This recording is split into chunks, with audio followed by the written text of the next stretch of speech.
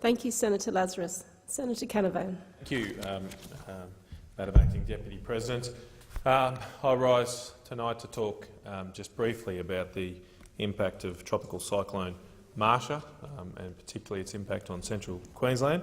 Last month I moved to Rockhampton. I've never been through a cyclone before, and I wasn't actually there during the cyclone. I got stuck in Brisbane, but my family went through it, and it was a harrowing experience for all involved. It was a cyclone that deteriorated in intensity and destruction with remarkable speed.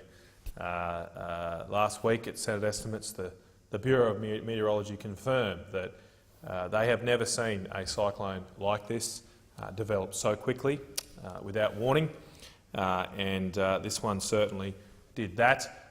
On the morning of Thursday, a week and a half ago, it was rated a Category 2 cyclone. By the evening that night, it was upgraded to Category 4, and by the time everyone woke up in Australia the next morning, it was rated a Category 5. There's been very few Category 5 cyclones to hit Queensland over time. I've seen different figures on whether it's 5 or 8 or 9, but it's certainly probably fewer than the numbers of fingers and toes I have.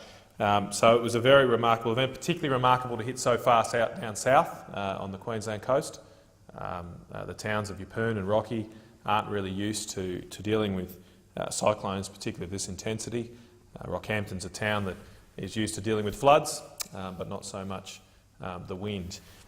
So I first, in my contribution tonight, want to pay tribute to the leaders and the entire community who, through their efforts and their quick response and their listening to the authorities and what they needed to do, made sure that no one died, fortunately, in this event, and no one was actually even seriously injured. A remarkable outcome given the strength and force of this cyclone and given the lack of general preparedness for something of this intensity in that region. But particularly the efforts of, if I can single out a few people, of Councillor Bill Ludwig, who's Mayor of the Livingston Shire Council, and Councillor Margaret Strelo, who's Mayor of the Rockhampton Regional Council. They enacted their disaster management plans with great speed, and they had to, given the speed of the cyclone. They, with very little warning, got messages out to residents to evacuate in low-lying areas. Some of that had to be done at 3 or 4 o'clock in the morning, given its increase to a rating of Category 5, and they successfully made sure that everybody who had to evacuated and got to the shelters in time, because we are very fortunate that the damage that has been done in central Queensland has been limited to those things that we can rebuild or those things that we can regrow. No one has been lost. No one has had to go through the ultimate tragedy of losing a loved one or a friend. Now, in saying that, there is a fair amount of devastation in the region. Some people have lost their home. Something in the order of 500 or 600 homes are uninhabitable as a result of the cyclone. For those people, it's a particularly tragic time to go through. I was fortunate enough, and I thank the Prime Minister and the Minister for Human Services, Senator Maurice Payne, the Minister for Justice, Michael Keenan, and also the Deputy Prime Minister and the Minister for Agriculture on separate trips, came up to visit Yeppoon and Rockhampton in the last couple of weeks, and themselves walked down the streets where people have lost their homes. Mother Nature's a great thing, but it's not so good when it comes through your living room. It's a tough period in your life when you have the contents of your living room laid out in the street, waiting to be picked up by a garbage truck. But the people of Rockhampton and Yeppoon are stoic and have responded with great discipline and nonchalance to the event, and they're getting on with their lives and rebuilding those lives in their homes. The other thing that strikes you when you visit central Queensland now and fly into the town and drive around it is that an enormous number of trees have been felled by the cyclone. The damage to buildings is limited to that those random people who have unfortunately lost their homes. But for much of Yeppoon and Rockhampton, it doesn't look like there's been a cyclone through. Those buildings that are built to the ratings and building codes that have existed since the mid-1980s stood up very well, but the trees didn't. There's no new codes for the growing of trees. A lot of them fell down. That caused two things. One, for a lot of power to go out. There were 1,900 separate incidents or breaks in the power line across central Queensland as a result of the cyclone. And of course, for farmers, it meant they've lost a lot of produce.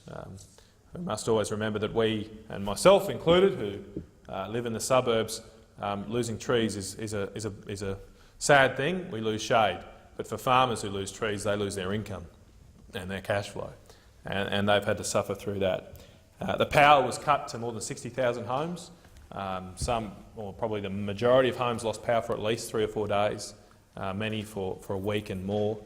I do want to pay tribute to the work of Ergon Energy in the region, who brought more people in to help fix the power in a shorter time than was first feared. It was first feared that people would be out without power or a lot of people, for 2 weeks. But in the end, most people have had their power restored within that week, which is a fantastic outcome, particularly given how hot and humid it has been in central Queensland since. But for the primary producers now, the impact is very real and ongoing. I, on Saturday, visited Yeppoon and a smaller town west of Rockhampton, Jambin, with the Minister for Agriculture, Barnaby Joyce, and also the member for Capricornia, Michelle Landry, and the member for Flynn, Ken O'Dowd, and we spoke to a number of farmers and primary producers in the region, and the losses of the pineapple industry alone are in the order of more than $4 million. About 35% of our pineapples come from that region of the world, and they are going to be without an income probably for 6 months at least, and possibly longer depending on the damage to some more nascent crops that they're not quite sure what the damage has been yet. Other producers of lychees, mangoes, they've had their trees flattened. They won't get a crop for probably till Christmas next year now. Some of those trees will never come back. Others they'll have to wait till they grow back up to the walls of the sky, not across the ground. The timber industry as well in Yeppoon. A good news story in Yeppoon recently has been the installation of a sawmill from Tasmania to help create jobs, about 50 or 60 jobs in Yeppoon. But they've had about 18 years of their supply of product wiped out by this cyclone. Further west at Jambin, we went out there. They had two natural disasters. They had the cyclone, which was still a Category 3 or 2 at that area by the time it got out there, hit them, as well as floods as well, given the amount of rain and also the related dam releases that had to occur because of that rain. So for people in Jambin, some of those people have had the three floods in 4 years. They have received assistance from the government many times. They've had to go into more debt, but many of them are at their limit in terms of what they can do and continue on. But I do want to say and finish tonight that I know the government will do what it can to help in coordination with the new Queensland Labor government. We are working together to make sure we get assistance out to people. There is already assistance available to households who cannot replace the contents of their fridge, or to people struggling to put fuel in their car or simply get back on with their lives. Last week the Minister for Justice announced assistance for people who couldn't get to work as a result of the cyclone, and they can immediately access New Start allowance for 13 weeks at least. There will probably be more assistance coming in the form of concessional loans and grants to primary producers and small businesses who have been affected. At the moment, as we speak, the Queensland Government is making an application for Category C assistance under the Natural Disaster Relief and Recovery Arrangements, and I'm sure the Australian Government will respond carefully and positively to that application. We do, when disasters hit like this, get together as a country, and that's a great thing. Politics should be parked throughout it. We've got plenty of time in the rest of the year to go on with that sort of rubbish. What we need to do now is to come together as a community, realise that there will be better times here going forward, realise that we're all in this together and we'll help out.